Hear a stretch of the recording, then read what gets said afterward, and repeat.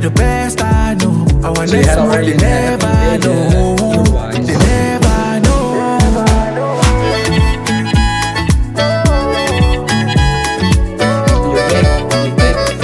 They never know.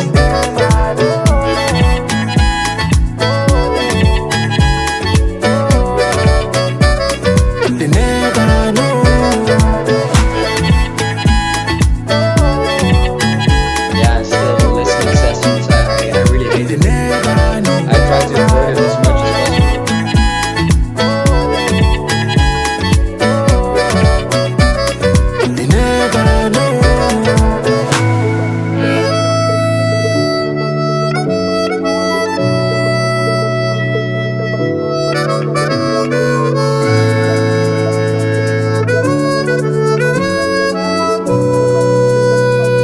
They never know.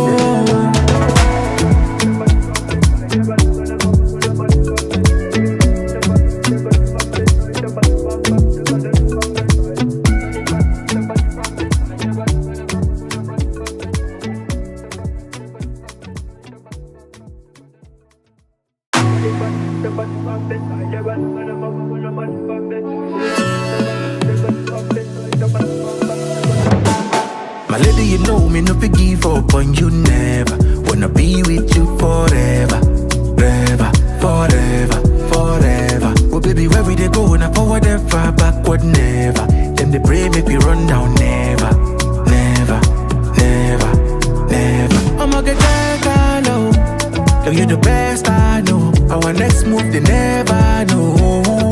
They never know. Money go check low. Girl, you the best I know. Our next move, they never know. They never know.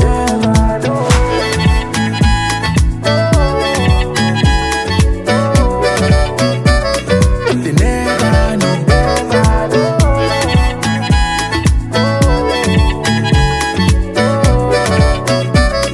They never know.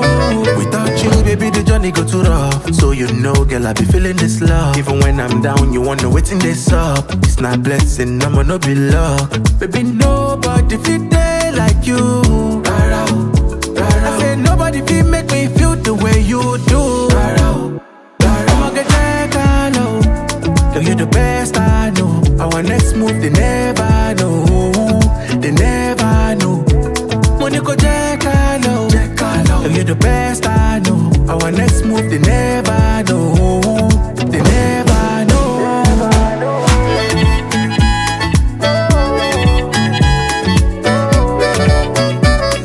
They never know.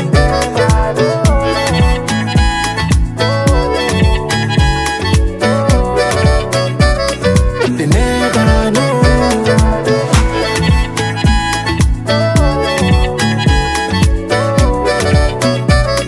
They never know.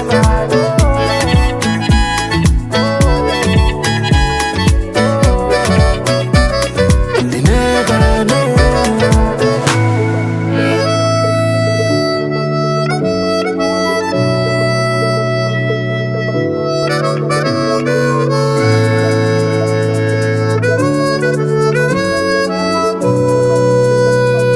They never know.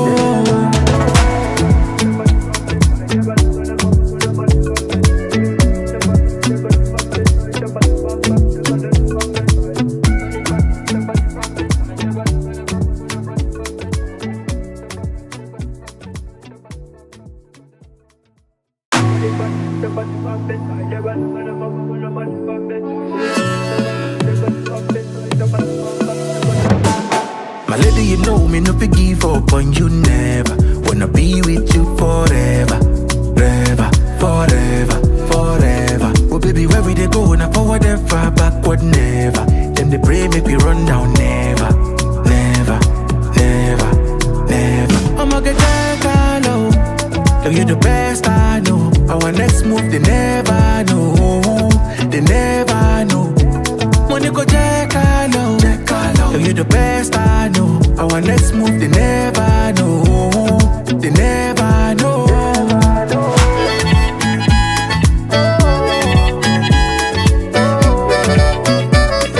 They never know.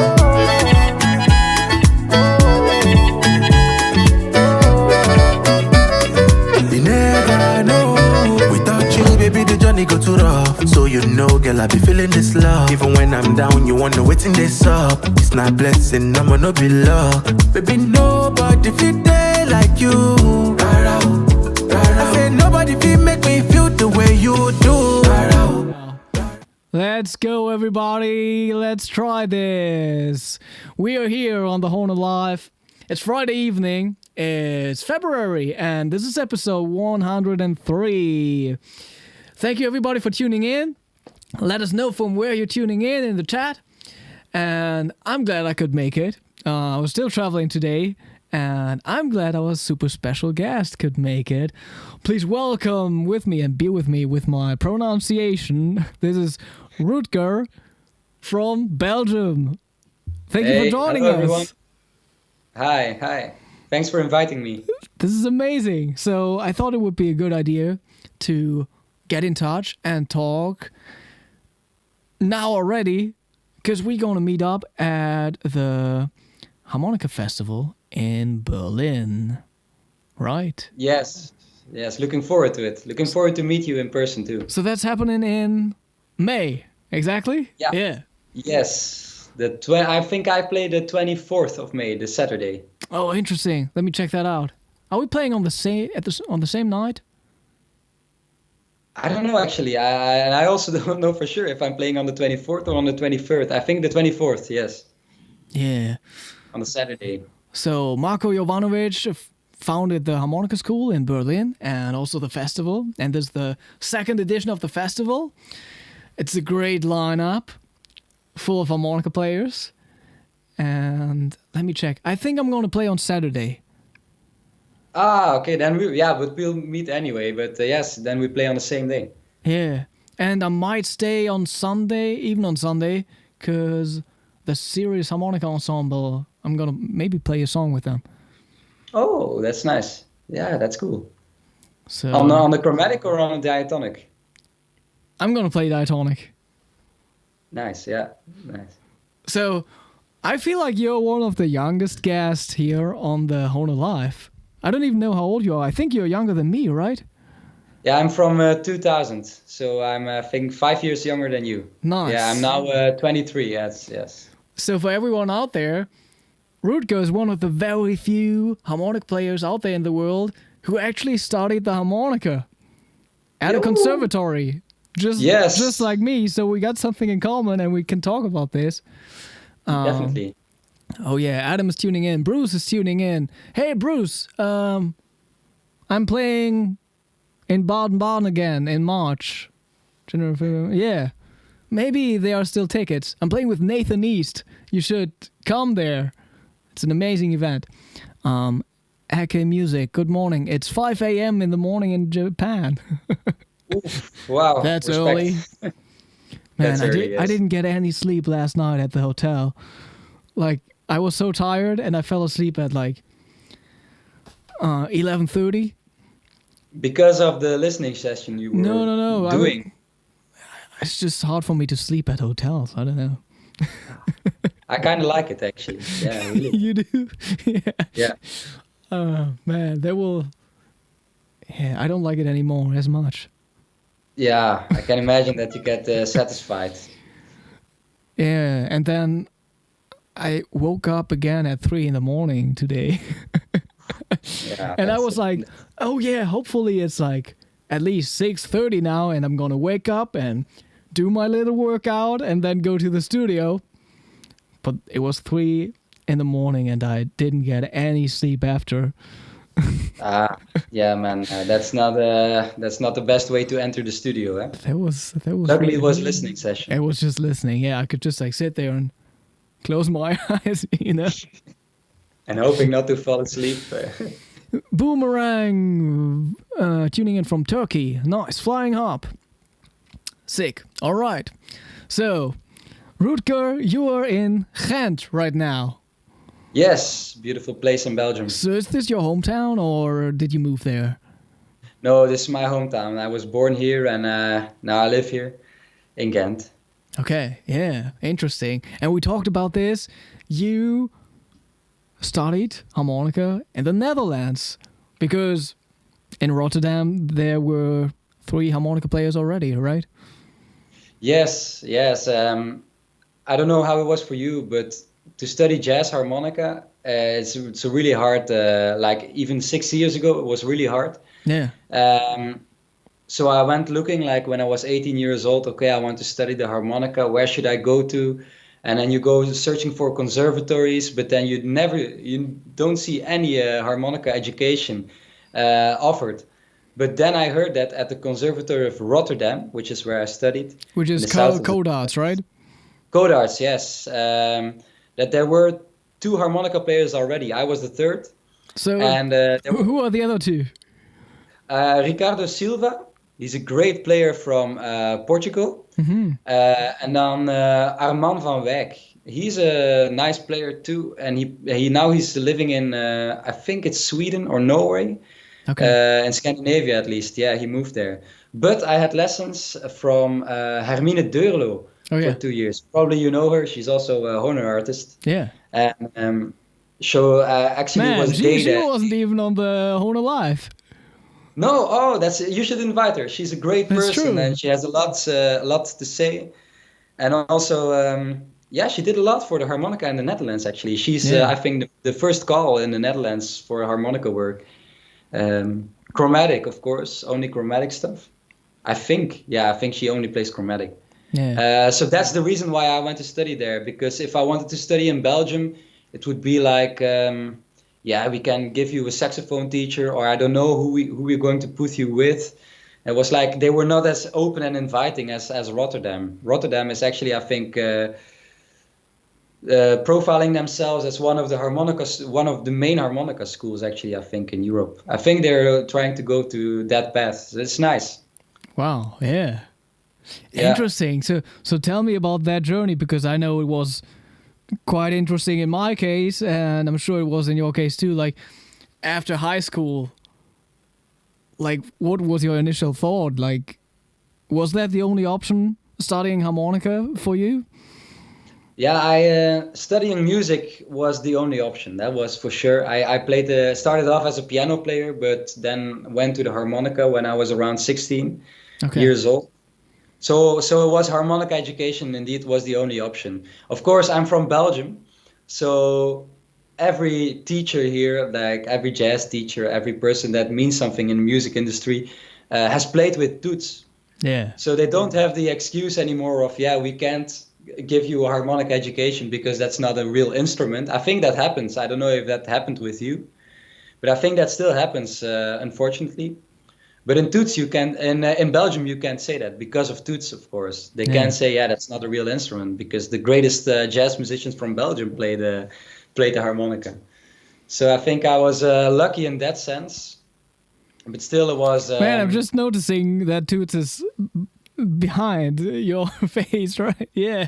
Yeah, it's crazy. It's a gift I got from a musician friend who painted it. It's Ivan Uitendaal. It's a great guy. That looks cool. Yeah, he's always watching me when I practice. It's quite intimidating, actually.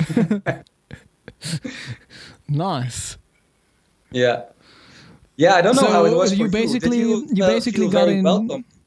You basically got in touch with like some of the music schools in advance and just asked them, "Oh, hey, can I do the audition at your school?" Yeah, that was actually how it went. And then I got in contact with a trumpet player, Jarmo Hogendijk.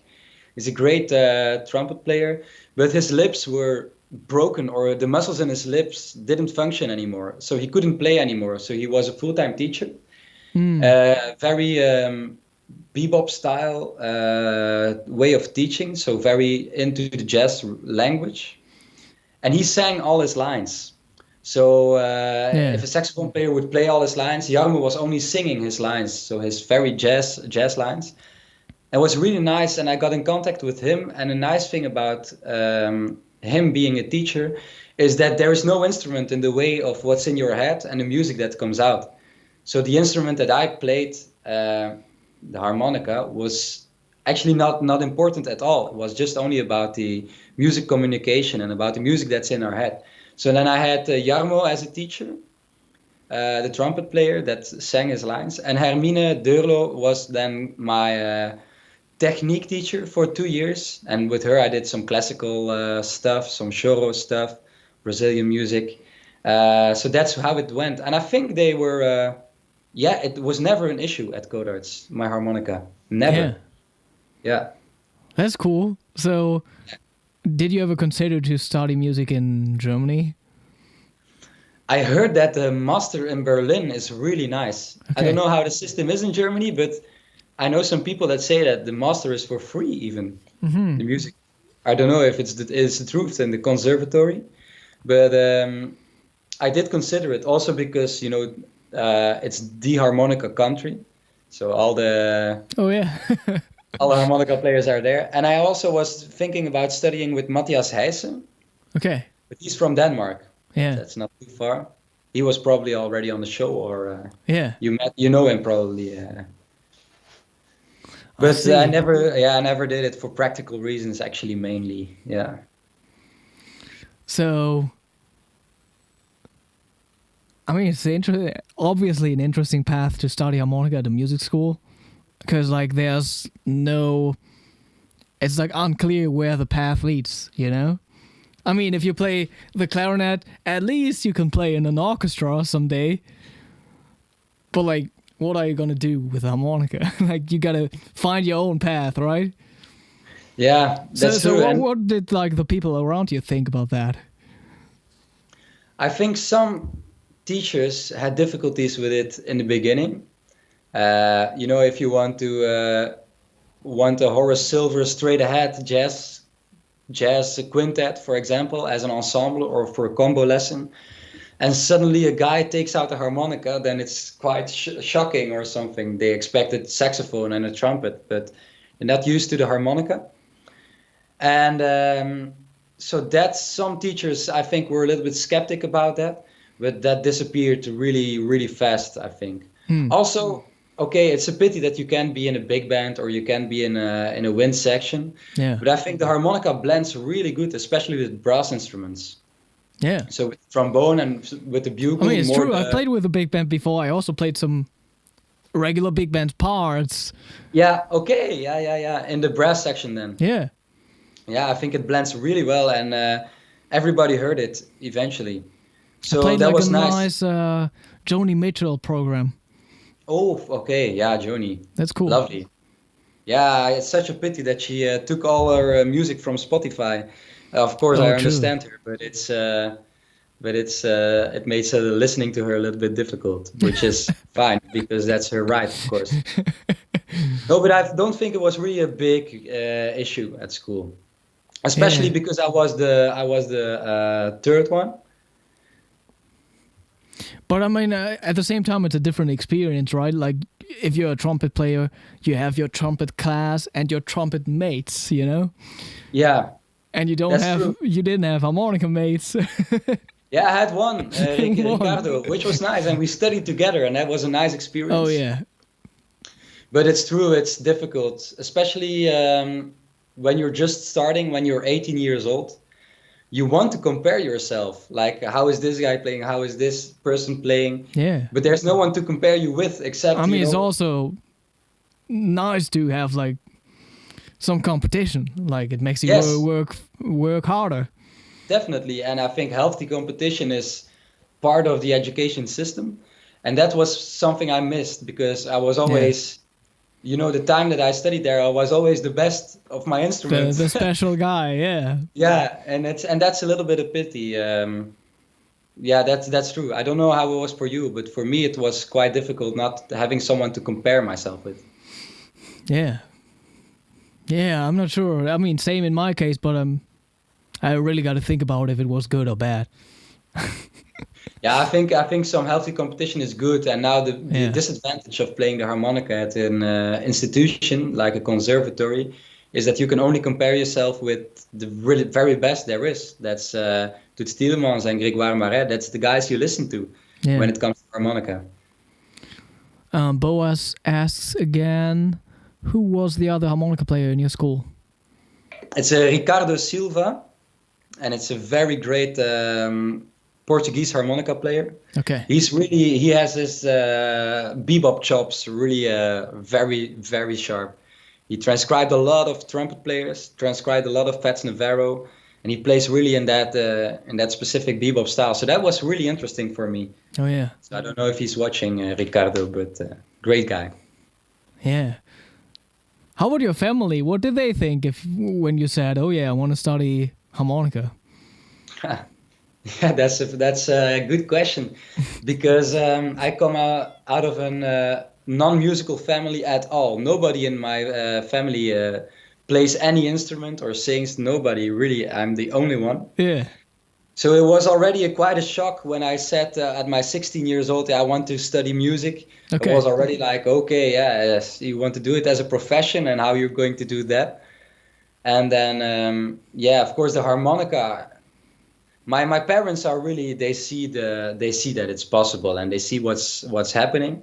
But like my grandparents, they're like, how are you going to make money with playing the harmonica, or how are you going to make a living out of that? But also, I think, Yeah, they probably said like stick to the piano. yeah, but and even that is already was already difficult sometimes. And then again, I think as a Belgian harmonica player, again, Toots, he was so huge, and everybody in Belgium knows him. Yeah. Also, the people that don't know anything of music, That's true. all people know him. So I think it's also a little thing that saved me in my family. Well, they're always very supportive, and they're really, really, really supportive. Everybody in my family, but to help them understand it, it was that helped definitely. The image of Toots, Yeah. and he could live. He had a nice life. He had a nice income. Yeah, but it's And still. he played it's a until he people's was instrument. 93. What? And he played until he was 93, right? Yes, crazy guy. So you Imagine, got a long way ahead. That's 70 years more for me. That's crazy, huh? Yeah. Yeah. Yeah, but I was also I talking understand about the that question. today. It's a people's instrument, the harmonica. Yeah. Did you ever play concerts in Germany before? Yeah, actually, I did. I played for the mayor of Berlin, actually, Okay. in 2022. It was a really cool experience. 2022 was the year that Toots would have become 100 years old, and there was something to do with the embassy of Belgium and I see. Berlin, like a kind of brothership thing.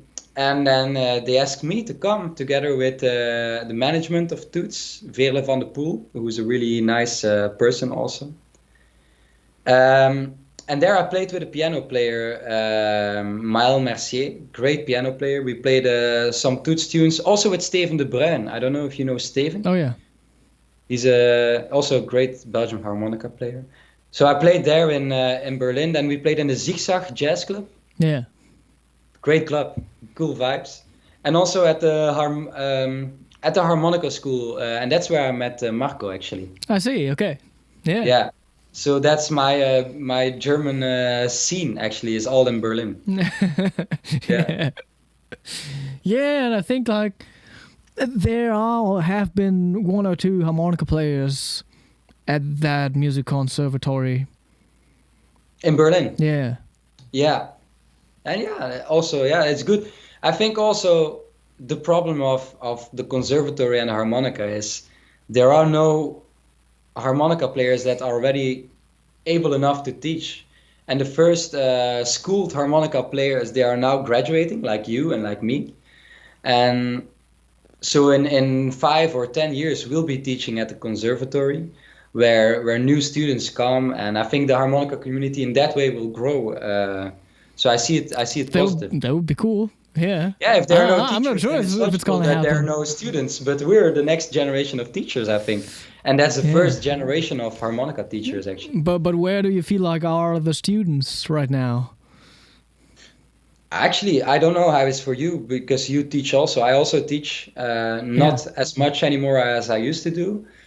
But I'm sure that if I start now with, hey, guy, if I now say to the world, I'm going to start teaching the chromatic harmonica again, that in no time my class is full. Like already I know 10 people that want to study the instrument, but there's just no teachers.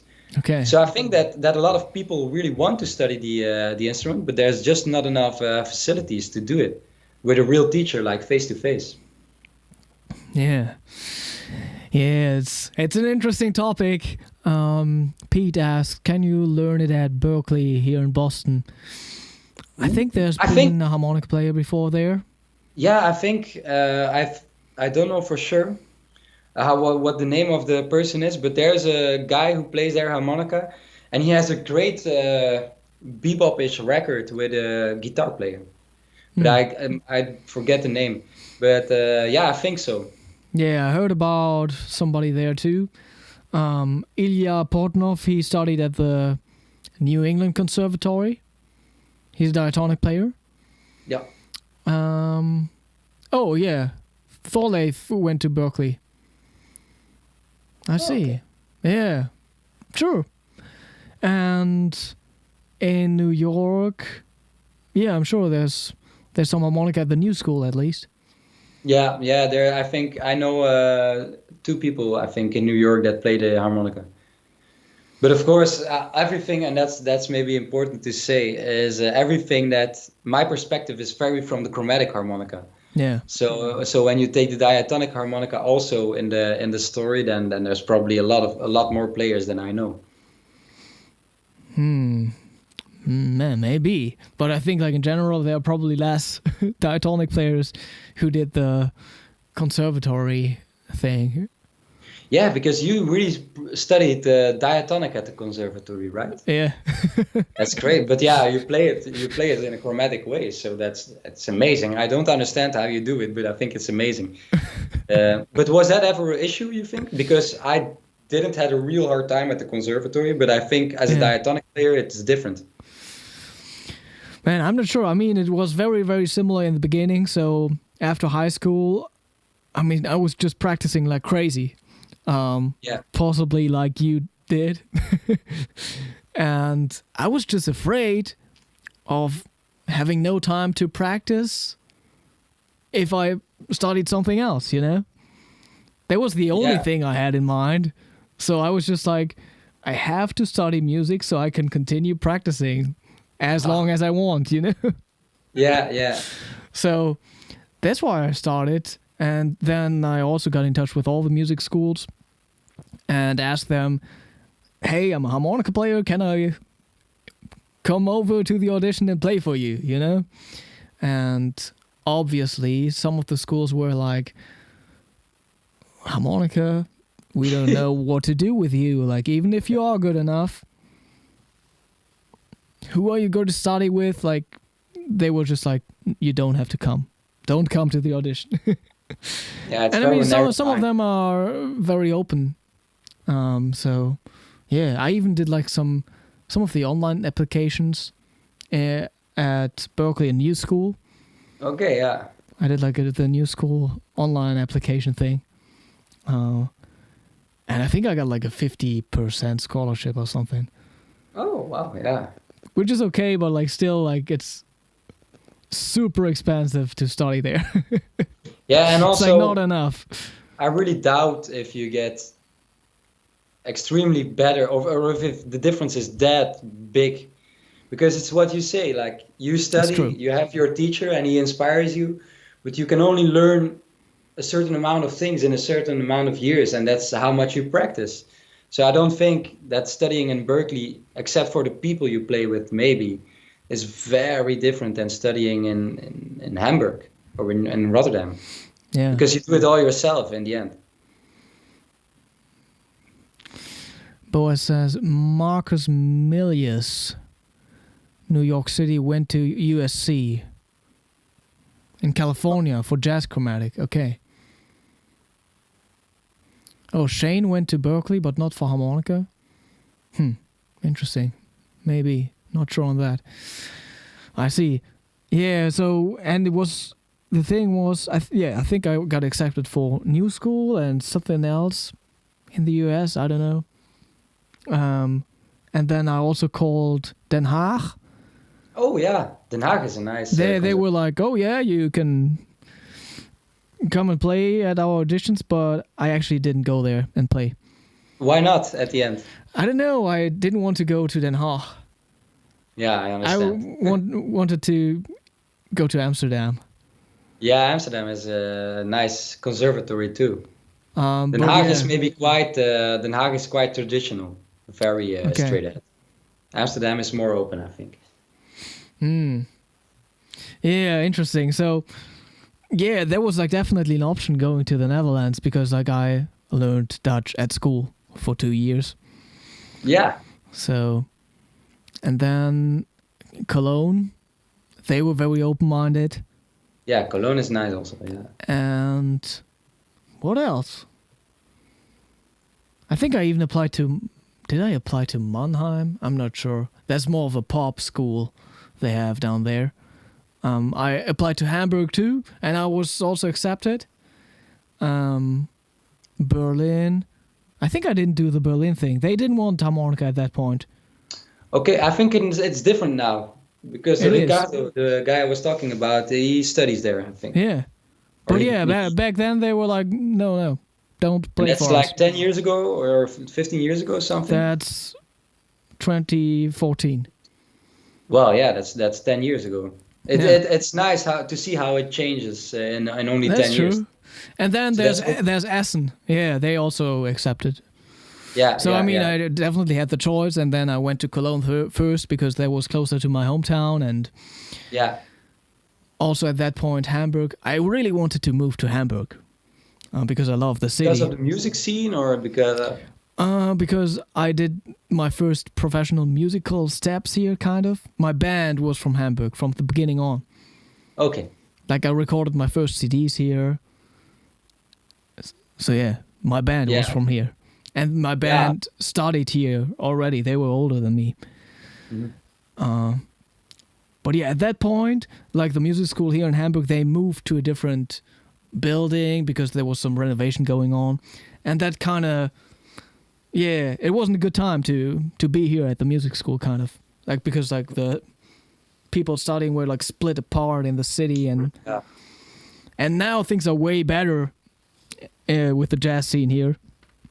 And there's this guy,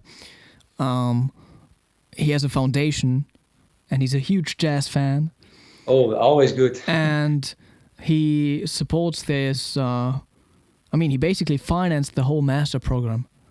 Yeah. So It's a little bit like Basel, the school in Basel. It's also financed by one person, right? yeah, Yeah. I saw that Brad Miller was teaching there. Basel is, I think, the best school in Europe, maybe even in the world. I think it's financed by like one of the pharmacy family people, and she pays everything, and then she just calls, I don't know, Marcus Miller. Hey, Marcus, can you come and teach 1 week in Basel? Yeah, sure. You get this amount of money, and he comes, and that's how they roll, and it works really well. I have a lot of friends studying in Basel. Yeah, But no harmonica players yet. Maybe that but they will also change. have like a lot of Swiss students, actually, right? I think don't it's- know that. I think actually. it's very important for them to have people there from their own country too. Yeah, and I think that's also something that all conservatories should keep in mind, because especially since the world is getting smaller and smaller, it's more difficult for people from their hometowns to study at the conservatory. It And- kind of and- is. Like, I mean, if you go to the music schools here in Germany, you got so many Asian students. It's crazy. Yeah, and even sometimes even American students from all over the place, and Yeah. it's important also to have to stimulate the talent of your own country, I think. Yeah. But of course, it's also good to do the other thing and to make the world a little bit smaller in that way. Yeah. That's also nice. But there should be a balance. Yeah, Basel is interesting. And yeah, it's like the master thing is similar here in Hamburg, and you can choose your teacher, and then if you can get in touch with the teacher and set everything up, like the lessons are being paid. Like, doesn't matter, Yeah. you know? So that's why I had the online lessons with Howard. Oh, yeah. And then I could bring him over, and he That's nice. Yeah. taught for a week at the school, and we played a concert together and all that stuff. And the foundation also built like a jazz. It's actually called Jazz Hall. It's Okay, yeah. It's a concert hall right next to the music school, in the middle of the city, and it's brand new and beautiful, and Mhm. yeah, it's a good time for jazz music here in Hamburg. Yeah, and I think everywhere. It's hard for the clubs maybe, but I think the conservatories are doing well. Yeah. Interesting. Did you ever participate in like any jazz competition? Yeah, actually I did. And I think it's a good thing, those competitions that are happening. I'd never competed in yeah, actually I did. I think the first competition I joined was in 2022, in the year that Toets would have become 100 years old. And that I won. It was a competition that was open for all persons, like all age categories, and then also all instruments. And I was the winner of that, and I won like a kind of close contact with the management of Toets Tielemans, Vere van der Poel. And she arranged some concerts for me, and we got in touch really, really well. She gave me really nice advice, and she brought me a little bit more into the world of jazz music in Belgium and in general, actually. Oh, yeah. That was amazing. the first contest. Yeah, it's really, really nice. That was the first contest I won. And then after that, in 2023, I won the Dinant Jazz Contest. Dinant is a place in Belgium. It's a really nice place. It's like every big city has its local festival, jazz festival, like Hamburg Jazz or something. And then the competition that was connected to that one also, I won. And then this year I also won something for the radio. So I try to join as much competitions as possible. Like next week I also have the semifinals of a Rotterdam jazz competition. Okay, yeah. Yeah, so I try to join as many competitions as I can, because it's a really good way to get to know a lot of people, musicians, but also people that are in the music industry. And in the end, everybody knows that once you're able to compete in a jazz competition or in any competition, you're good enough and everybody can win. No, it's not about who gets the first prize, but it's everybody is good enough to win that competition, actually. Yeah. And so that's you feel like these are more like, networking events for you. Definitely networking events with the people in the business, but also with other musicians. Yeah. And also it looks really good on Instagram. To win a competition, so I try to relativate it as much as possible. Yeah. But people start talking, yeah, you won this competition, and it's true. But in the end, everybody deserves to win those competitions. But that's also the reason why I should I'm have now... done more competitions. Yeah, but you won the Trossingen competition, right? No, I never participated. Oh, okay, but it's the same with Philippe. I think I never did like any competition. I think there's like one I did during high school, which is called like, there's both like Jugend musiziert, like youth makes music, and Jugend Jazz, like youth plays jazz, whatever. Yeah. And I did that. Yeah. I think competing competitions is a really good part of setting up your career. So that's why, and that's also the reason why I'm now organizing my own jazz competition for young people from 12 years old till 18 years old, like the pre-conservatory competition, for the reasons that I say, like that's cool, it's good to become in contact with the professional world, to get to know each other. Yeah, competitions are a really nice way to step up your game. Yeah. Pete asks, does Hohner sponsor a school? I don't know, actually. Hohner is very big in Germany, but I don't think they sponsor schools. I don't think they have a certain education. You're the Hohner guy, so you should. I'm a Suzuki guy, so you should know better. Man, they didn't pay for my studies. Maybe they can ask them to pay and with return. Yeah, good idea. Exactly. Yeah, Boas. Hohner has a conservatory, but you can't actually study harmonica as a main instrument there. I think it can only be your second instrument. Yeah. Oh yeah.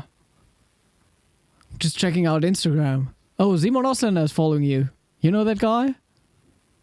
Who? Simon Ausländer? Not directly. It doesn't ring a bell immediately. Oh yeah, interesting. He follows you, but you don't follow him. Maybe he just knows about you. How is it? How do you write? Simon, and then Simon. Yeah. Ausländer, Oslender. Auslander. Oh, I see. He's a great keyboard player from Cologne. I should follow him back, huh? Yeah, definitely. I think he has some connections in Rotterdam, I see. Ah, I see. Oh yeah, I think his girlfriend is Dutch. Yamaha official artist. Yeah, he's I see he has like 33 common friends, and it's my Rotterdam teachers. Oh, he plays with Benjamin Herman. That's great. Interesting. Yeah, great. Yeah, I Nice. see. It makes sense now that he has the Dutch connection. Yeah, apparently. Yeah, I wonder if I'm playing with him at that Baden event, but we did 2 years ago. Yeah, keep forgetting the lineup. I think this year he isn't part of it. But yeah, do you remember your auditions? Like, what did you play during the auditions? Yeah, I do remember them. It was a very scary moment. Because it was in Rotterdam, I slept in a hotel with my mother on a hotel room the day before, so that I was fresh and awake. And then I played with the house band of the school. I think I played Stella by Starlight, which is already quite a challenge. And then a beautiful ballad, When I Fall in Love. So those two, and also a standard that I still love to play is Hide Your Heart from... It Could Happen to You. Yeah, okay. So those three, actually still 3 pieces I really like. I really love playing. Good tunes. And did you also have to play something from sheet music? Like, were they just like, oh yeah, play this? Yeah, I think, but I can't remember. I think it's in Antwerp. It was a tune "Dig" by Mathys. I think it's a Mathys tune. Okay. But the thing is, in Belgium, we have a very good. I went to a music high school, so we had like 12 hours of music lessons, and then, for example, we had. It's a great system in Belgium. It's something really to be jealous of. Because, for example, we had only 2 hours of math and science, but then we had 1 hour of reading, only reading skills, and then we had 1 hour of solfège and sight singing, that kind of stuff. So that was not the hardest part for me. Yeah, it's crazy, and you get piano lessons, you get main subject lessons. It's like conservatory already in high school. It's that's really great. So that was nothing. Man, like at high school in Germany, like music is the first thing that gets cut off. Yeah, people but get all rid the of other entirely, high schools in Belgium it's the same, but it was like a special dedicated high school for people that wanted to go to the conservatory. Yeah.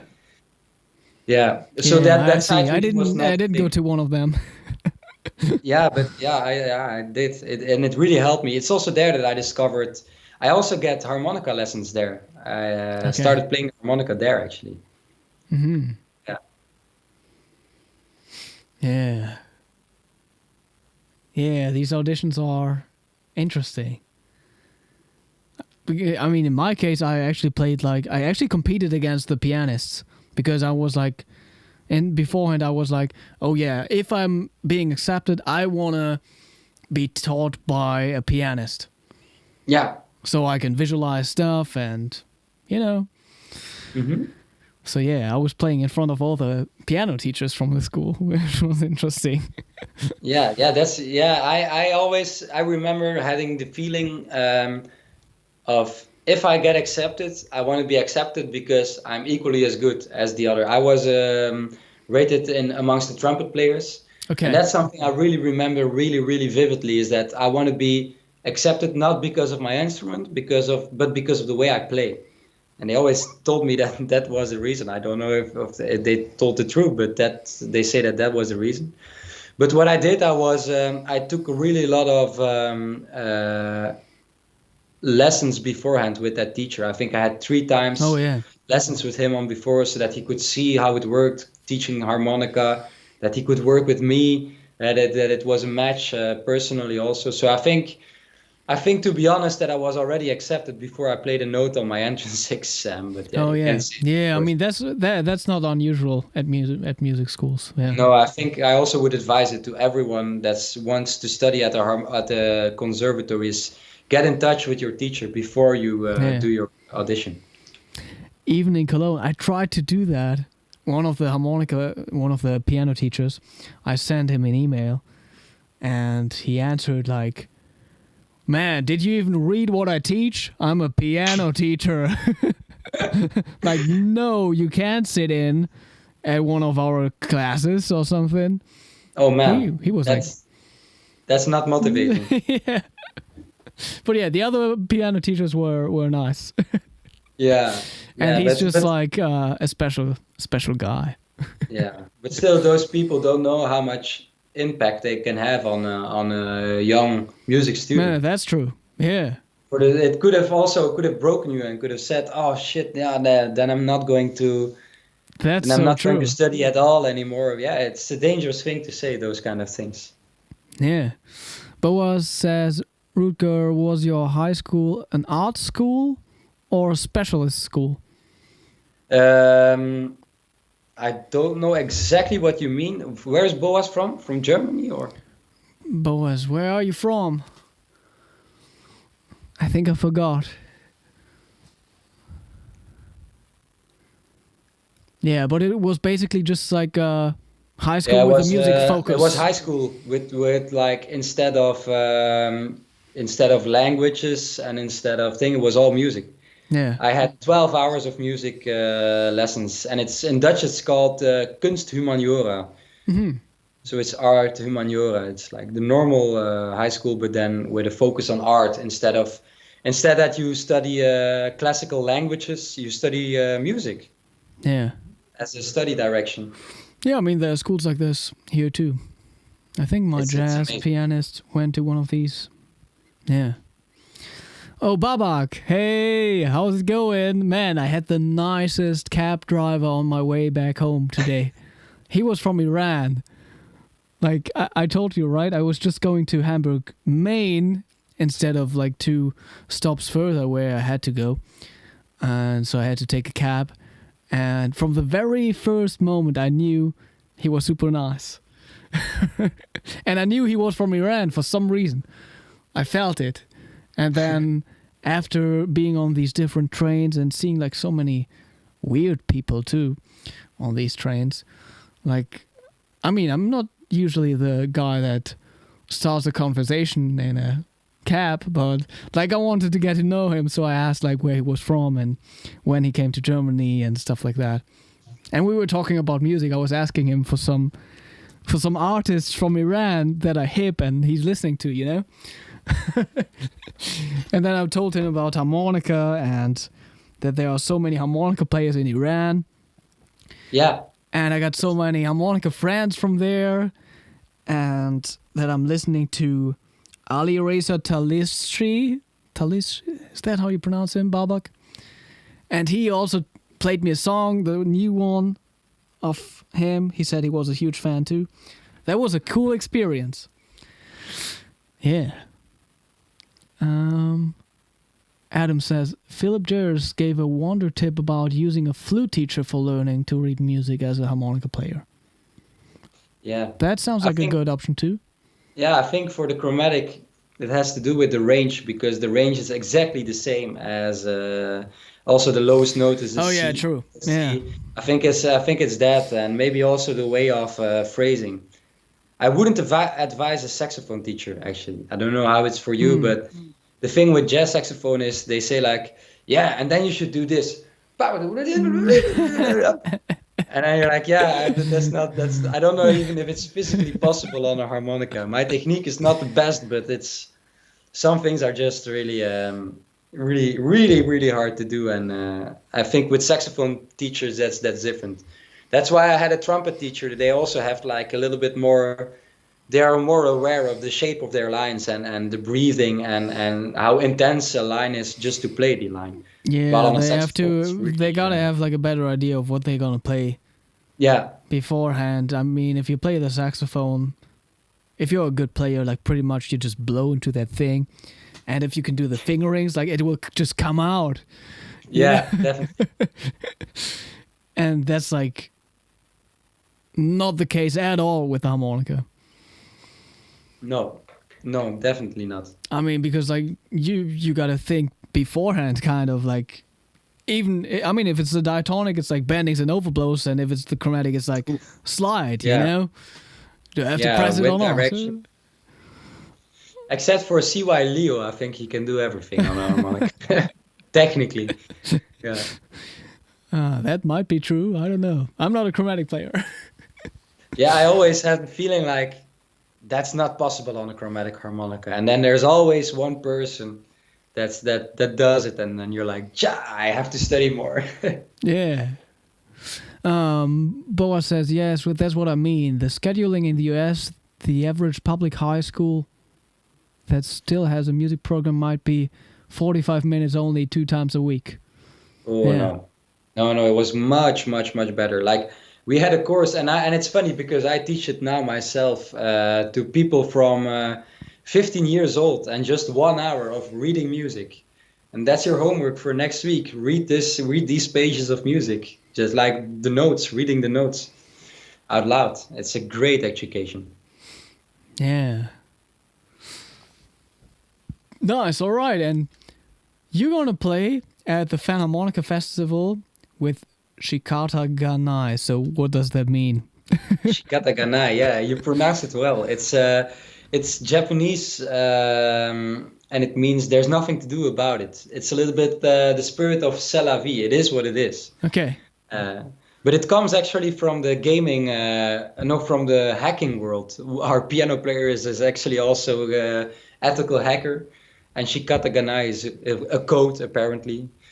But you also probably know how difficult it is to find band names and to search for that. So there was a really, really, really long search for a band name, and then that was the best thing. But it sounds funky, and that's also how our music sounds. So the music fits the name. Okay, I see. That's cool. So you're actually coming with your whole band to the festival? Yeah, 5 people, all of my age, with whom I studied at that high school. So they're really like high school friends. And then each of them went their own direction. The piano player is very jazz-minded, but our drummer is in the metal scene. Our guitar player does now all the pop work for the television shows. And then the bassist is actually a singer-songwriter who's now hitting the top charts on the radio. So it's a very extravaganza lineup. Interesting. That makes it really interesting. Yeah, I'm looking forward to hearing that. I think it's a little bit comparable with your second album. Okay. Maybe a little bit more groove-based. Yours is also a little bit open there. I think ours is even more straight-ahead groove-based fusion. But it has the same sonic resemblance, like electric bass, Rhodes. I'm looking forward to it. Yeah. Yeah, I still wish I would play more gigs with that band. But now I'm only doing like so much duo stuff. Yeah, probably for financial reasons, because venues can't pay for 5 people anymore. I think it's really great. Shout out to getting Julia. Harder. Yeah. Shout out to Julia from the Fan Festival, who's fixing all these musicians and allowing us to come with 5 people from Belgium to play there our show. Yeah. That's nice. Yeah. Yeah, I'm sure there going to be some jams and stuff. Yeah, definitely. I think it's Marco. You know Marco also probably, right? So he's such a wonderful guy. He's such an enthusiastic, open guy. A huge harmonica fan. Yeah. Definitely. I remember we were when I was in Berlin. We were having a dinner together, and then we went out afterwards. And he was like, playing on the streets the harmonica, like just playing tunes. It was really funny guy, really, really nice guy, good person. Yeah, I mean, that's a sick lineup. I mean, he really got some young harmonica players. Yeah, and also what I like about his attitude is that he's really open and inviting. He says and that's also a little bit my mission. Maybe it even got stronger since I met him. And it's also what we're doing now. Like, we're harmonica players and we're talking with each other, sharing thoughts, sharing the love for our instrument. And because we're such a small community, it would be terrible if we would start fighting each other and start taking each other's gigs. Especially, for example, in Belgium, I think there are 5. We do. Yeah, but there's no way around it. Yeah, in Belgium there are 5 or 6 harmonica players, and I try to befriend them all. Like, I try to make them all my good friends, because if we would start eating each other up, then there would be no harmonica players left. I always like it when there's a gig that I can't do, that I can call one of my harmonica friends and say, hey, can you do this gig? Instead of giving it to a saxophone player or something. We should support each other. That's nice. And that's very much Marco's spirit too. Really cool. Yeah. So in that band setting, you play original compositions? Yeah, all original compositions from mine and also from the other band members. Okay. Yeah. And we play and I play also with pedals. So not only the chromatic, but also like with pedals, but nothing really special, like an octaver, a chorus, flanger, those kind of things. Nothing too far out. Yeah. But yeah. Nice. Yeah, I got my pedals sitting here in the corner, and they are like slowly dying because they're not being used. Catching dust. A lot of dust. Yeah. Yeah. I don't know. Yeah, maybe I'm going to touch them again at some point. Yeah. Yeah, I'm just doing all these duo things now. But on the other hand, I like the natural sound of the instrument. Yeah. But I think duo is my favorite lineup to play in. I don't know how it's for you, but I think duo, it's so challenging. Because everything you do, you're so naked. If one of the 2 players plays a mistake, 50% of the record is wrong. I mean, already when there's like no drums, like... Yeah. You can hide a lot if there's like still the band grooving and you just do some random stuff, Yeah. It's still gonna work as long as the whole thing is grooving and the drummer keeps the time. And what do you like best, playing with piano players or playing with guitar players? I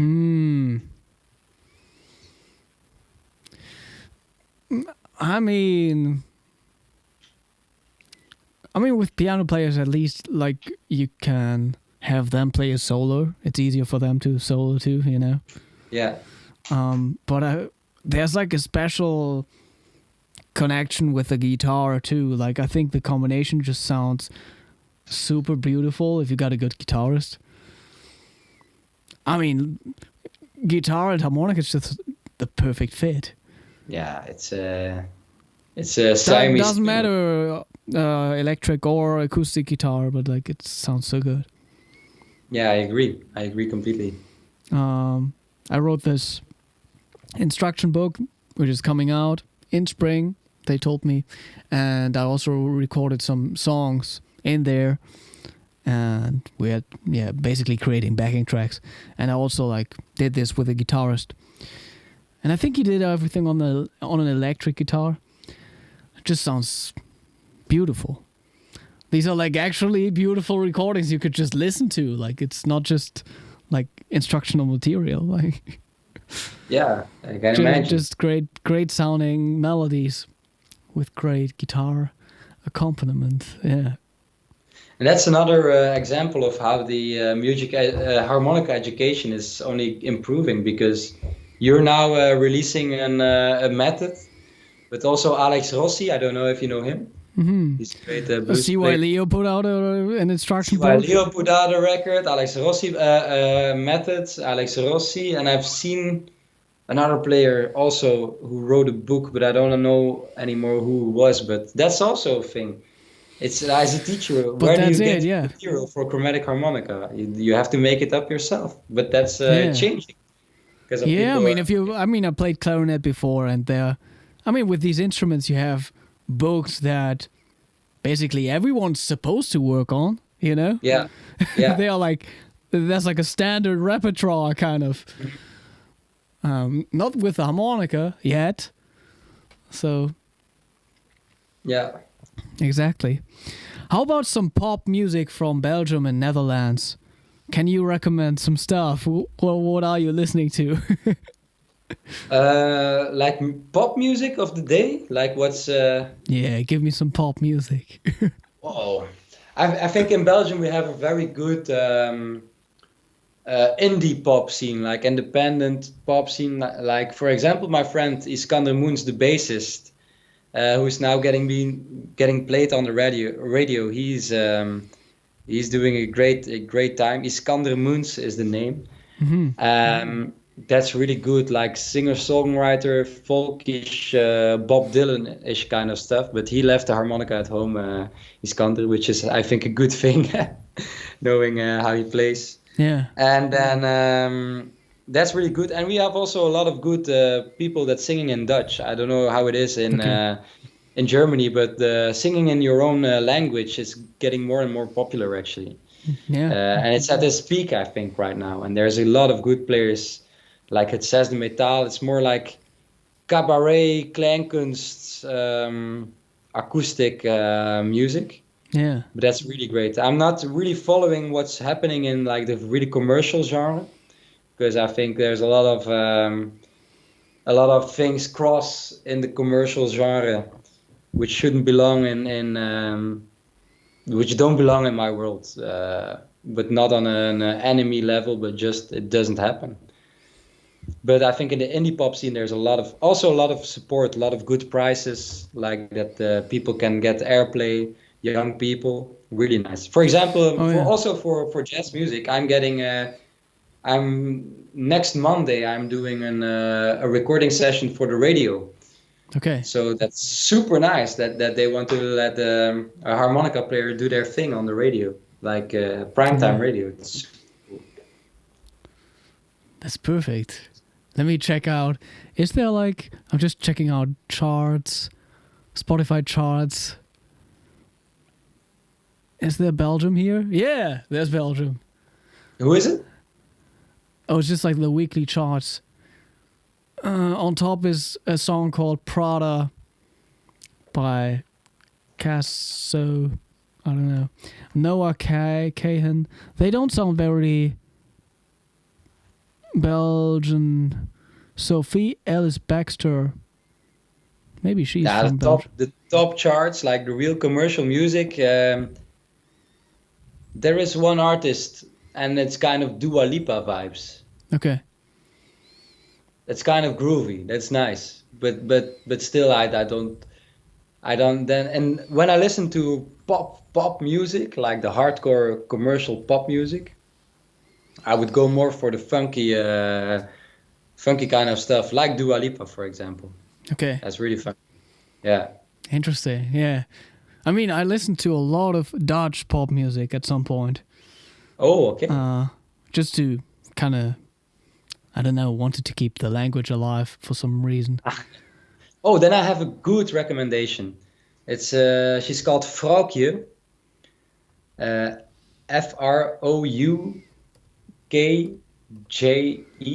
Yeah. Vroukje. And that's kind of rap, Dutch rap, but it's really great music, and it's really right from the heart. But she's also hitting like 3 million streams on Spotify, so that's also good for a Dutch artist. Yeah, I'm gonna check her out. Popsensatie Vroukje heeft er de afgelopen tijd met hart en ziel aan gewerkt en is so. Yeah, it's good. That's good. That's cool. I'm gonna check her out. Yeah. Yeah, definitely. I think you're going to like it. It's also a little bit hip hop-ish Yeah. vibes. I'm I've not been a very at huge home with hip fan hop, but it's of Man. You know about her? yeah. It's the She same vibe. I think they she even did put performed out some good some tunes stuff. together.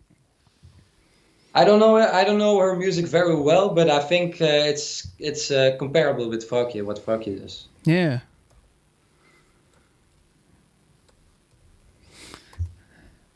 Yeah, interesting. They had a nice song. I mean, usually I don't listen to that, but I think it's so beautiful. With some older guys that are for a longer time in that pop music industry. That was called Als ik je weer zie. I listened to Yeah, I that saw one a it lot. passing by actually. I think I know the people that sang backing vocals on that record. Oh yeah, that might be true. Yeah, this is Yeah, Man, Paul de Munich, Thomas yeah, Akda, and Typhoon. yeah.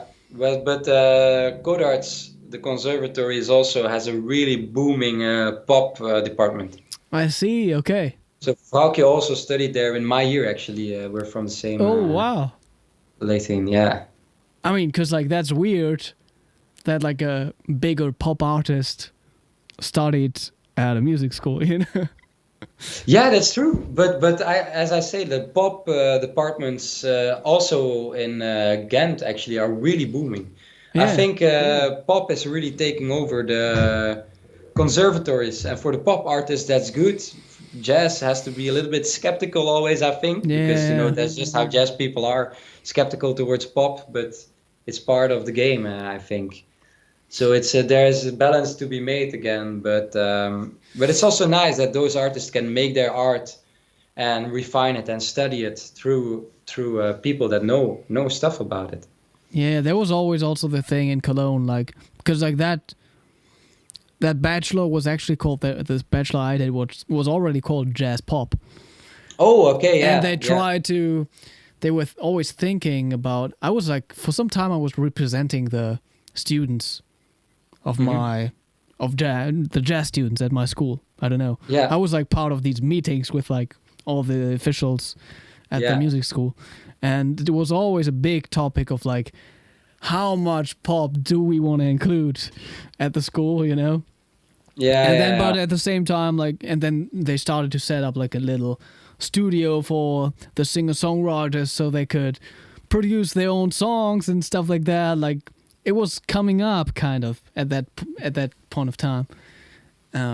But at the same time, like, you get some people in, and they are sitting at an ear training class, and they can't even tell like any of the intervals. You know, yeah. It's a difficult balance. it's like, yeah. So you Yeah, got to think about how to balance it out. Yeah, definitely. But then Codarts is really split up. It's like jazz and pop, and it's Yeah, that makes so sense. that's I think a good middle ground, and everybody can do what they think is best for the music for the students. Yeah. Pete asks, any of you guys use Midi like Jason Keane? Did you try the Midi harmonica? Yes, Okay. I have one, Oh, sick. and I think it's a wonderful instrument. You have one? No, I don't have one. Yeah, it's not. It's fun. You should buy it. I have one, but I don't use it often, and I also don't use it like Jason uses it. I think Jason uses it in a very sophisticated way, like in a way that technologically very sophisticated. But sometimes, and I say that with the most respect possible for Jason Keane, but sometimes I don't see the advantage of playing a harmonica with a saxophone sound. I think then you should just play saxophone. Oh yeah, So definitely.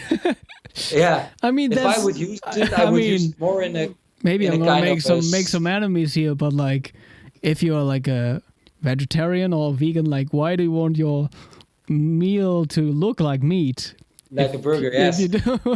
But indeed, That's and the I think same. it's of course it's the same for you. We say this with the most respect for Jason Keane because he's the leading role in that kind of thing. And I think what he does with the buttons and the extra options is amazing. It's crazy. But I think I would use it more with Shikata Ganai, for example, in a more soundscape way to create an atmosphere, to create a vibe, or maybe to create a movie music. Yeah, and I think there are like huge possibilities of like putting your own samples on that. Definitely, right? definitely. I think it's interesting, but for me, in my opinion, you have acoustic music, and for example, if I would ever record with an orchestra, then I would record with real orchestra instruments, with a real string quartet or with a real orchestra behind me, Yeah. instead of orchestra sounds. And then you have electronic music, and that should sound like electronic music. For me, it's I'm a purist maybe in that way. Like I like when it sounds computerish, so I would more search for that. Okay. But it's difficult to play. I don't know I forgot the name of the person that asks it, but it requires some practice. It's not like playing a chromatic. It's a different instrument. Okay. Yeah. It's the same way of playing, but it's hard to find your way on the instrument. Boaz asks, did you ever use any of the Tommy Riley studies for chromatic harmonica? Oh. Actually, I never used a book to study chromatic harmonica. Okay. I used a book to learn a little bit of diatonic harmonica because that's how I started on harmonica. Yeah. And then I just used my ears actually to. There was a long period, like I think half a year or something, that I didn't know what the system behind the chromatic harmonica was. I was just transcribing from what I heard from Toots. I see. But I played, of course, already the piano, so that made it easier for me. Yeah. Yeah. So what do you think about diatonic players doing the chromatic thing, man? And I again also. If you started out on the diatonic yourself, so. Well, yeah, but I think I played 2 weeks of diatonic. I wanted to play a Piano Man by Billy Joel. Yeah. You know, so that's the only song that I played successfully on a diatonic harmonica. I have them here, but I see. Yeah. It's such a different world. But I really really like it. I think it's amazing. Also, the way you do it, for example, it's crazy. And also there is this guy from the 70s with a mustache. I don't know what's his name. And he makes also fusion music. And the way he does it is... Oh, you mean talking about Sébastien Chalier from France? No, it's an American. It's an American guy.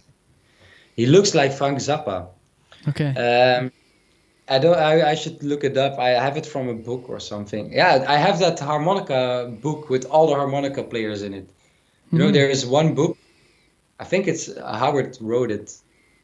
Okay. And there's like a book, and it's you should. I will send it to you after the interview, and then you can share it with the community. It's a great book, but I think it's really amazing how you do the chromatic stuff. I wouldn't be able to do it. To be honest, it's not the sound that I'm looking for when I play. For my music, it's not the sound that I'm looking for. Yeah. But I think technically, in the first place, it's amazing, and also I like it. I think it's nice that you can have so much freedom on such a small instrument. But it's not the sound that I'm also not. I was planning on learning the diatonic like decently, but then it just doesn't. It doesn't appeal to me as the chromatic one, so I always put it away after learning like one blues lick, and it's every time the same lick. So I just stopped doing it actually. Yeah. So, are you done with your studies by now? I'm finishing this year. I'm finishing my master thesis now. Oh, which is I see. about, so you actually gotta write something.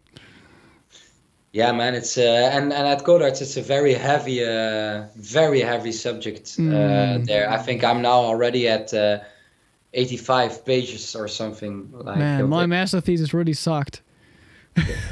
Oh, what was it?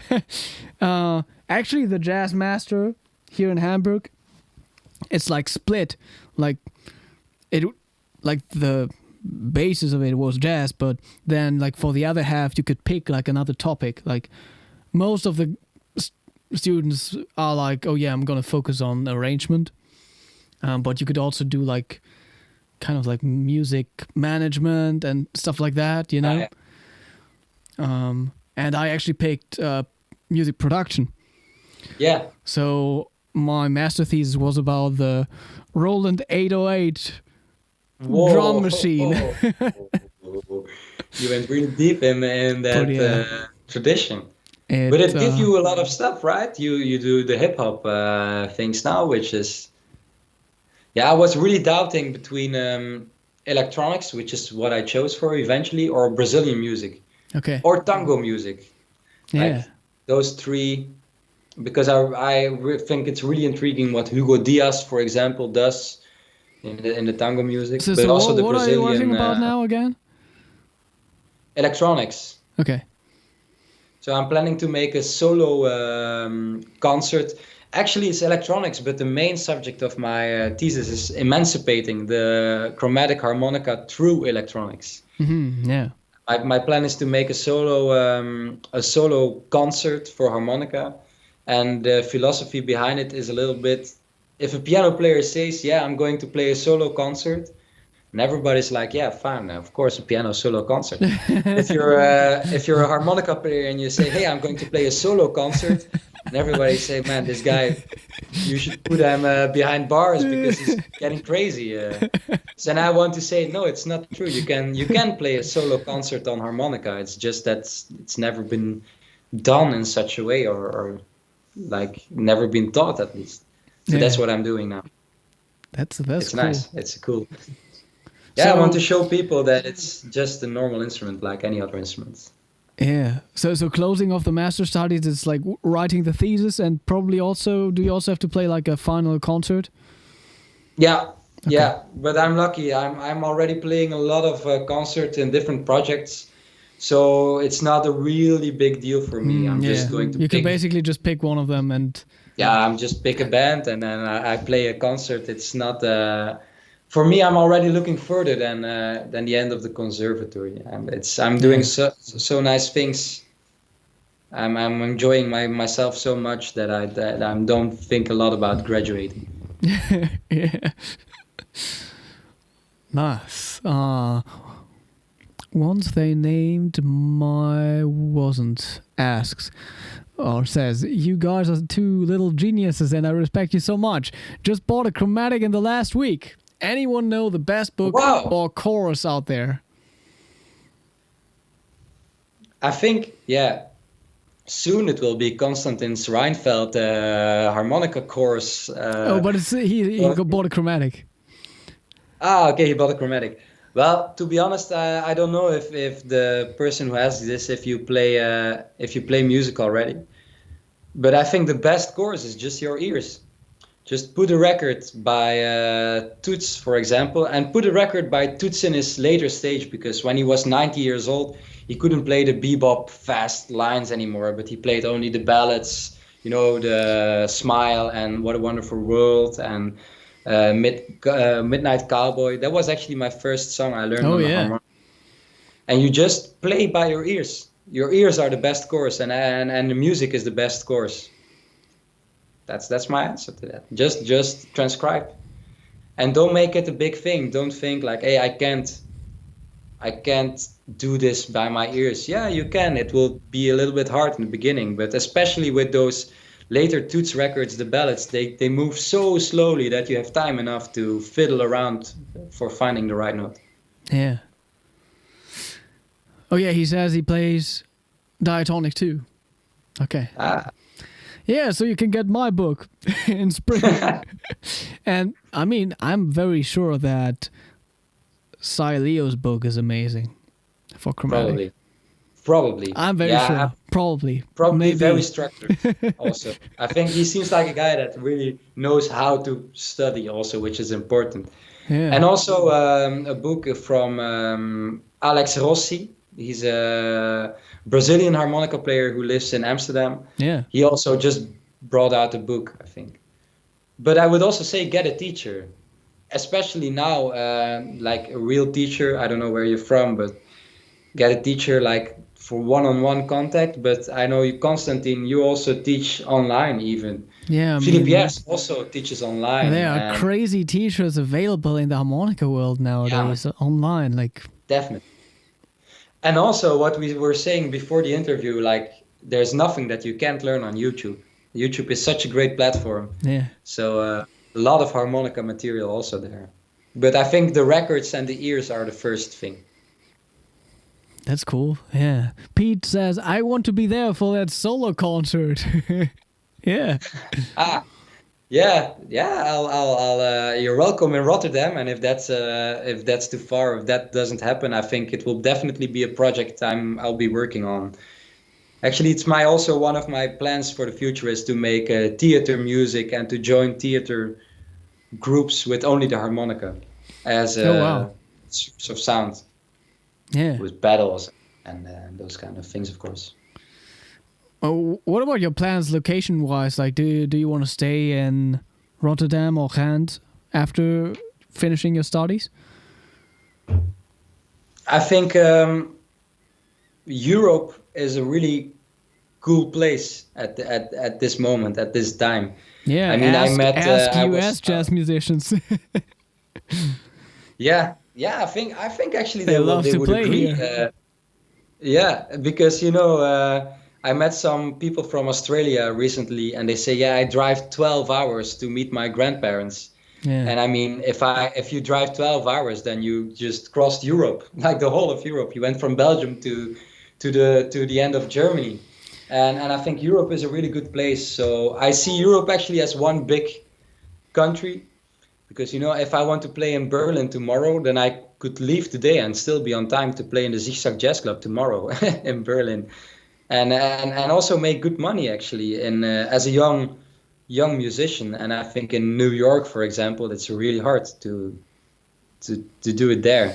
Oh, yeah. I think I really... Yeah, I mean, all the US players, they are making the money on the Europe tour, Yeah, definitely. But even the greatest players, like I met, I forget his name now. Mendoza. Vince Mendoza. Yes, Vince Mendoza. I met him, and he plays for $50 in the Blue Note in New York, and then he comes here and he cashes a big amount of money just to direct, not just to, but to do his things here. I think like the big band stuff, yeah. Yeah, I think it's good for a jazz musician and a musician in general to experience New York. I have never experienced New York. I think it's good to go to America, but I think as a basis, I think Europe is the place to be. Definitely. Yeah, and I mean, there's like no reason to complain traveling here, exactly, because like if you're in the US, you're probably on the road for like 12 hours to just play your next gig. And here it's like, I mean, especially like, let's say, Belgium and west of Germany and Netherlands, like there's like a huge melting pot with like many big cities, and you can play music in front of so many different audiences there. Yeah. It's a pretty good place, and you can, just access all of Europe. Definitely. Very like quickly. For me, Paris is only 2 hours away. Yeah. It's great. It's insane. So definitely Europe. But I also want to visit Brazil, because Brazil is like, I think Brazil is maybe the harmonica country in the world. All the harmonica players that are... if you think about jazz and harmonica, that's true. Yeah. We have Pablo Fagundes, Gabriel Grossi. These guys are killers. And also the music is really really harmonica friendly music.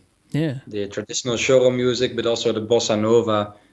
One of your first videos is actually a video of Wave. Yeah. Yeah, I checked. I stalked you on the internet, which is a nice recording actually.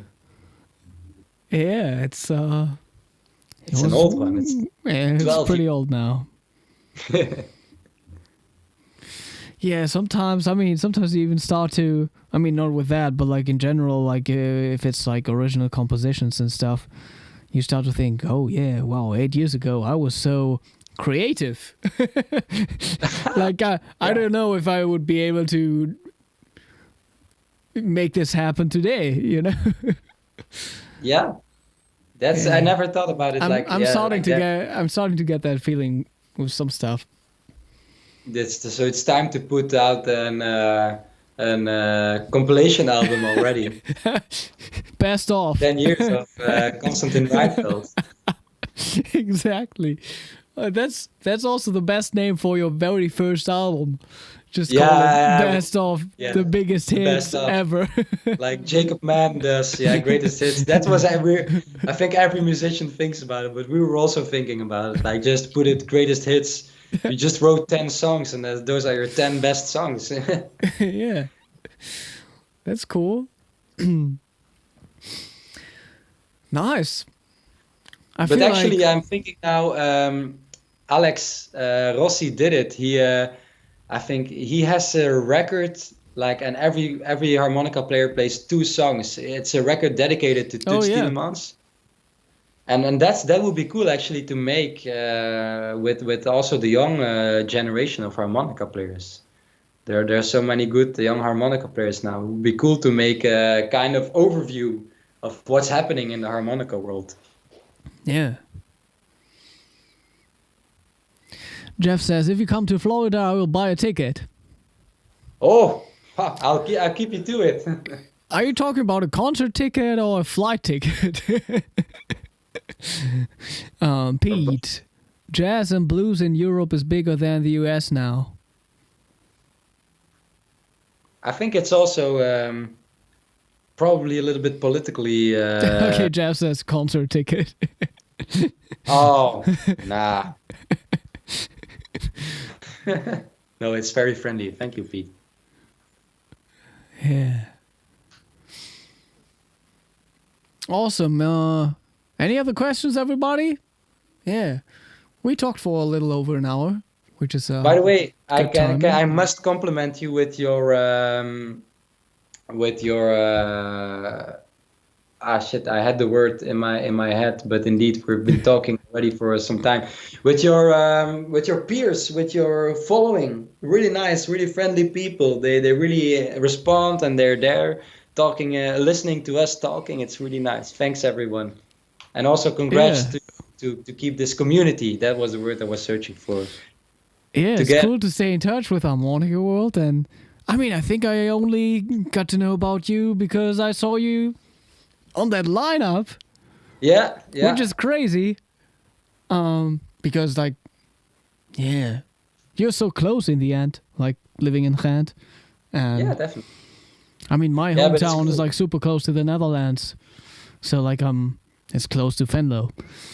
Yeah, yeah, that's close. So, Definitely. Europe is just one big country. Exactly. Yeah, it's really like that. Yeah. And yeah, we should make use of that. Definitely. Jeff asks, what harps do you play? Oh yeah, you didn't show us your instruments. So I give you the permission to show Suzuki instruments on the Hohner live stream now. Yeah. Sorry everybody, that's been a Hohner aficionado, but I played the Suzuki ones. I started on Hohner, but I played the Grégoire Marin models. Okay. I use the wooden one and the blue one. I used the SCX also, but then I decided no, I just used the Grégoire Marais ones. And what's maybe also nice to show that I have developed actually my own way of miking the harmonica. I call it the RM, the Rutger Mathys mod mic, and it's a built-in microphone. Okay. For the and it's like with a cable. So it's super nice. I don't have to hold the microphone anymore. It's just like playing, and there's a cable there. So that's like, what would you say? Like, how much does it respond to like hand effects and hand movement? Not more than you mean the those kind of vibrato thing. Yeah, I probably not that much. I don't think that's a big thing. But then again, in the music I play and in the way I play my style of playing, I never use my hands for effects. Yeah. All the vibratos I do with my mouth and my tongue. And again, that's a very Toots Thielemans. Everything I learned from Toots on YouTube. Oh, right. So I just copied him.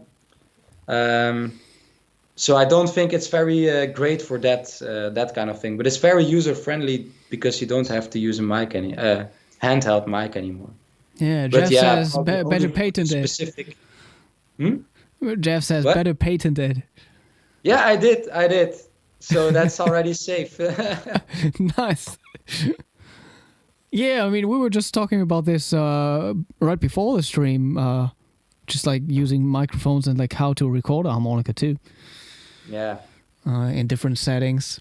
I mean, there are situations where you're playing with in a small setting, obviously, but you got settings with possibly an orchestra or possibly a loud rock band. Yeah. I mean, everything's possible. So, yeah. And I told you the orchestral odyssey. Yeah. Which started with, maybe not the best microphone placement. So I feel like we were recording in a room which was like kind of reverby, which is nice. It's like actually a room which is, I mean, it is for orchestras. Like the orchestra sounds beautiful in there because they get all these beautiful reflections from the setting. The harmonica though is like just too quiet to just trigger the room, you know? So you're just standing in front of your microphone, and in the end, you got like basically a mono signal here of the harmonica and this huge orchestra.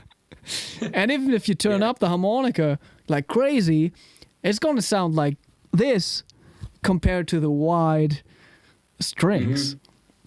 So they had to find like some sort of a solution for that.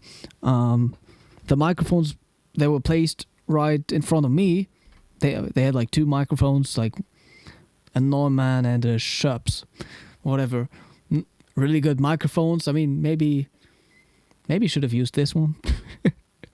Actually, I'm already looking at it. That's a good vintage microphone. I think I know how it sounds. I think it just also doesn't capture too much of the surroundings, which would have been really good in that case. I think the ones that they used captured a little more of the other instruments, you know. And I was also standing close to the piano, so there was a lot of piano coming into my microphone.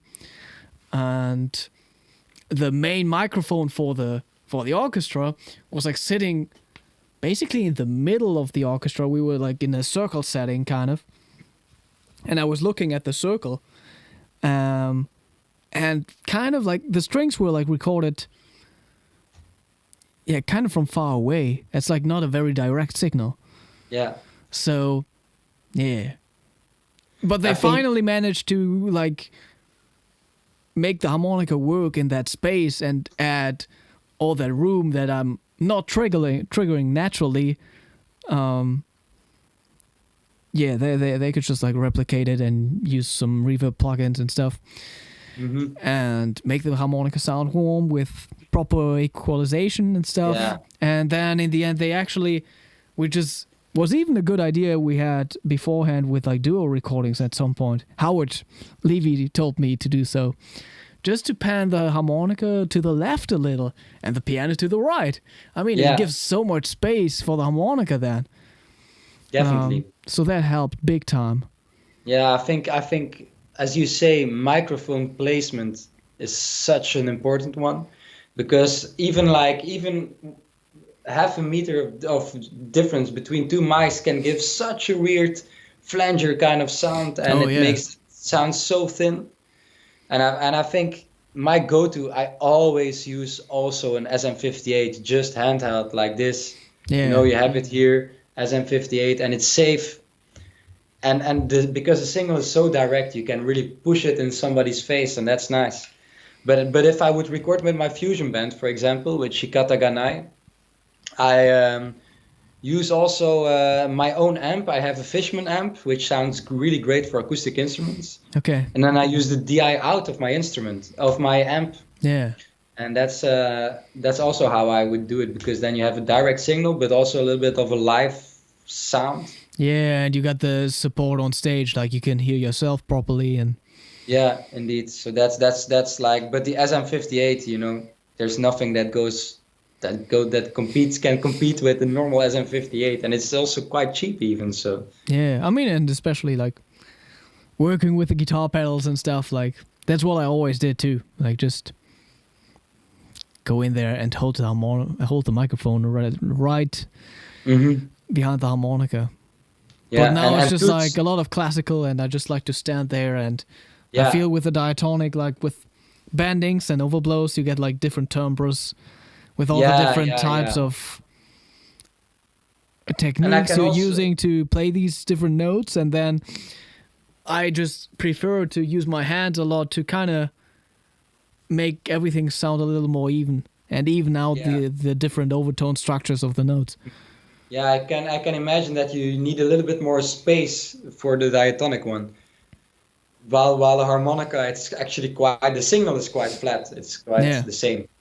Even the dynamic range is not so big. Yeah.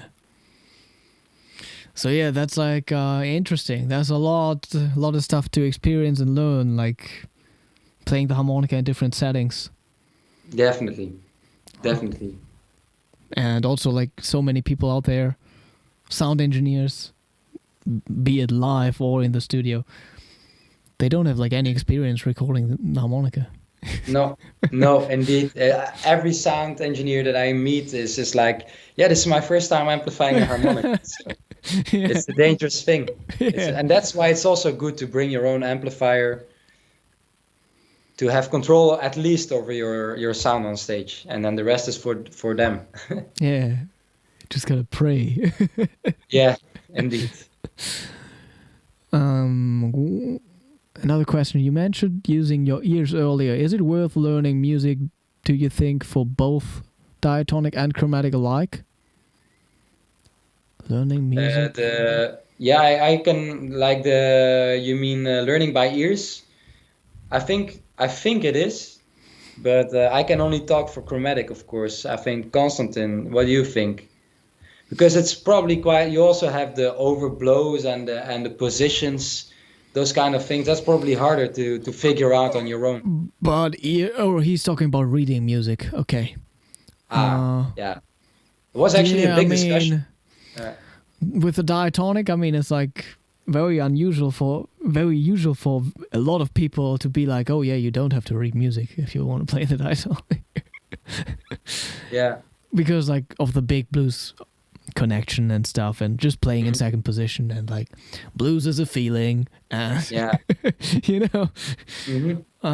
But of course, it's worth it to read music on the diatonic too. Yeah, definitely. In general, actually, Adam Neely made a video about it not so long ago. I think 2 or 3 weeks ago. But I think reading music, at least it helped me so much. First thing is, it's not difficult to learn how to read music. You just take every score you can get your hands out, and you just read the notes on your instrument out loud in your head with your but instrument. Don't you think without like the notation is kind of outdated? Well, the way stuff is notated.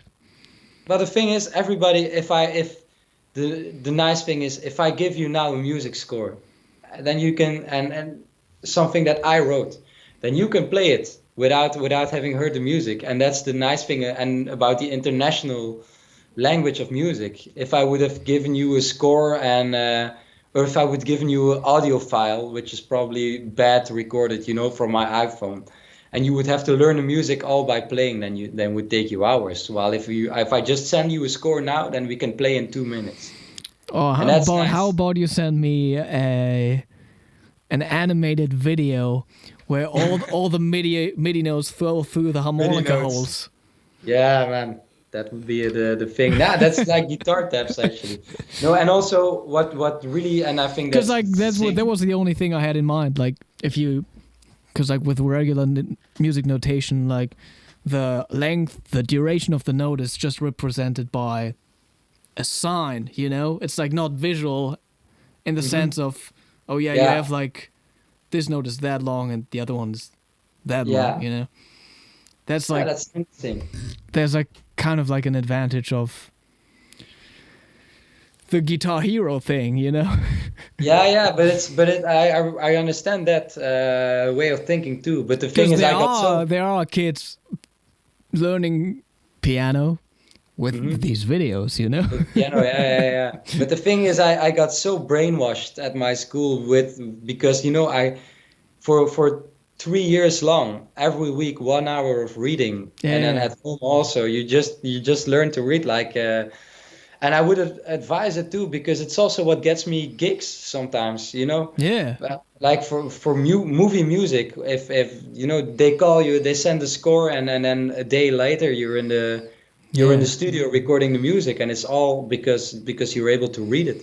Yeah, or So maybe you are at the advise studio and then you're done recording, and then they're like, oh, actually, we have this third piece. Can we just print it out? Oh yeah, maybe you can record on this one too, Yeah, so that helped me. And if you're in the studio then and be like, oh, I don't know, maybe give me, I gotta have 15 minutes to transpose this, or like tap out my harmonica tabs underneath or whatever. That's probably not the best situation to be in. But of course, that's our situation. You should be like, oh yeah, I can play this. Yeah, that's our situation. We're hobbyists, of course, so I don't know if it's completely true we're not hobbyists, we're professionals. So I don't know if it's true for hobbyists too, but at least, and also I like a little bit of challenge myself. I always, it's like a video game, like how it's like a Subway Surfer or something. How fast can you read without falling, without falling? Yeah, that's what we did.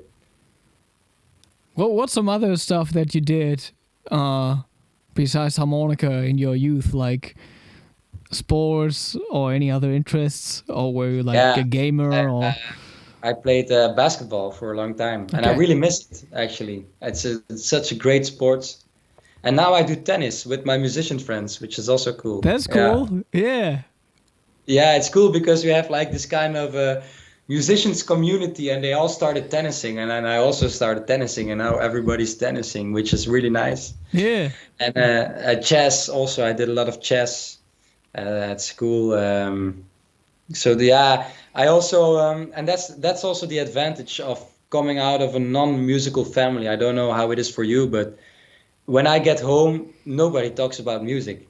And that's quite a relief, actually, when you're only hanging around with musicians all the time. Okay. And then you come home and you're like, oh, I had a gig once with a really great guitar player. He's called Philippe Catherine, and he played with Chet Baker also for a long while, actually. So, he's my absolute hero, and I had a gig with him. So it was like the biggest thing that ever happened in my life. And then I come home and I say, yeah, I had a gig with Philippe Catherine today. And then who's my that? mother, oh, great. Yeah, who's that? I don't know him, but it's great for you. I'm glad for you. And that's actually a very good thing. And it's the same with doing sports and it's not only about music. Oh, yeah. It's also about living. And that's sometimes I see, especially at the conservatory, there's people like, wow, I'm so focused on only music but I always like it to look further than the music. To look they are like, oh yeah, I played with that guy, I'm the best. yeah, indeed. And then you come indeed, and then you meet my mother, and then they say like, oh, who's that guy? I don't know. Exactly, yeah. Or you do sports, or best example now is like you play an amazing concert, like whatever, huge venue, and then next day you go to boxing class. And you get your ass kicked. yeah. And then you're this small anymore. Yeah, it's good. It's always very good. Yeah. So I like the question too, because it's about so much more than only music. I'm in a tennis club, so yeah, we can. Oh, I should bring my record then. You should Berlin. bring your record to Berlin. Exactly. Yeah, I'm not playing too much in winter, but like. At the music club, we have quite some musicians there. Like one of the guys I play with, he's like bassist and guitarist. The other one is more like a music manager, I think, or he works at a music label. And the other guy is doing like film production. Mm-hmm. So it's like all these creative people playing tennis. But it's also funny when there's always this one person that's like a beast on his or her instrument, and then you go play tennis or any other sport, and then they're also a beast in that, you know, like, Oh yeah. that's always funny. Like, there's people that have it all, you know. That's true. I'm not one of those. Yeah. Let's think about bringing our records to Berlin. Yeah, because the piano player and the bassist of our band is also in our tennis club, so it would be fun to do a double game or something. Yeah. Yeah, or just like, did you ever think about like connecting harmonica playing and playing tennis? Wow. Could be like a funny video. Tennis has this air guitar thing, you know. Yeah. I never thought about it, and I also don't see anything popping up in my mind. But it could be a cool video. Yeah, that's true. Man, I mean, obviously we could just hit some forehands back and forth and play harmonica at the same time. Yeah, that's true. I did see this video. Are you going crazy on TikTok? Are you on TikTok? No, I'm not on TikTok. I saw it. I saw the TikTok appearing, and then I said to myself, no, I'm not going to join this. Really, it was a very conscious decision. Very conscious decision, I see, yeah. Because I'm quite old-fashioned in that sense. But I really love the concept of making the world smaller through social media. Actually, Yeah. it's so great. Without social media, we also wouldn't have this talk right now. So I think that's a really good thing. Also for the music creative thing, definitely has its disadvantages of which we should be very aware. But I think it has also its beauties. Yeah. That's sick. All right. We talked for 1.5. I think that's good. Oh. Yeah, that's so congrats to everybody who made this far, actually. Everybody, thank you for tuning in. Bruce, yeah, nice show. Thanks, guys. Thank you, Pete, for tuning in. Everybody, check out Rutger on his socials. Check out the description box below. You can find his website there and Instagram. Follow us on Instagram, Facebook, whatever you're using. And yeah, I'm looking forward to seeing you in Berlin. Good luck with the radio performance. Good luck with your master thesis. Yeah, thanks. Yeah. Thank you for the invite, and also great that you're doing this. You're the guy that the harmonica world needs. Nice, yeah. I mean, we got some more harmonica lives left. Richard Slay is coming up next on February 15th. So he's kind of an undercover guy, but possibly one of the best harmonica customizers for diatonics in the world. So he has some great knowledge about the instrument. Good stuff. All right, everybody. Have a nice weekend. Peace out.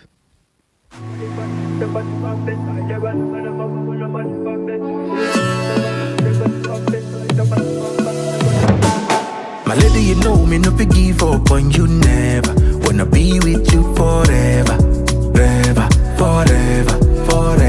Well, baby, where we they go? Now forward ever, backward never. Them they pray make we run down never. I'ma get that low. Girl, you're the best I know. Our next move, they never know. When you go check low. Girl, you're the best I know. Our next move, they never know. They never know.